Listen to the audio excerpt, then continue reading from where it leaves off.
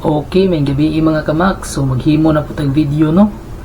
Unya kini nga video para na pud ni sa mga client sa Maxim, kay daghan gihapong mga client sa Maxim nga wala kahibaw kung unsa kapaspas mo accept og booking ang Maxim or unsa kapaspas mo pick up og booking ang mga rider.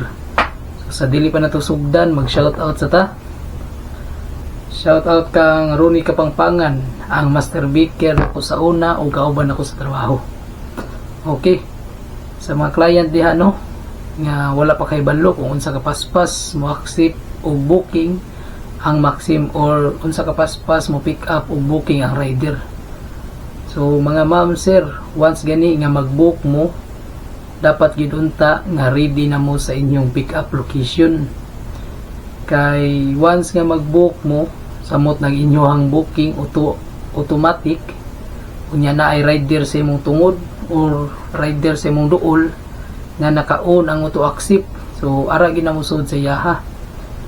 Maong mahibong mo nga mao pa gani pag-book ninyo, mo chat dayon ang driver nga naa na ko ma'am sir, so ingon ana kapaspas mo pick up o booking ang Maxim or ang driver. So aron malikayan ang dugay nga pagpaabot sa rider, kung mahimo, kung mag-book mo na nagid mo sa inyong pick up location, naa may waiting mga 5 minutes.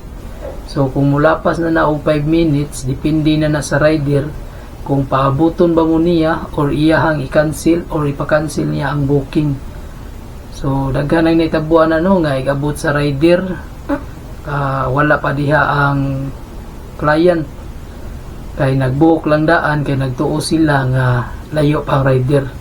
Once gani nga mag-book mo ma'am sir, samot nag-automatic inyo ang booking, kung naay rider nga duol nga naka-on ang auto accept, mosulod ginalargo ang inyong booking, mo nang mahibong mo nga mukalit nag-chat nga naa na diha ang rider bisag mao pay pag-book ninyo.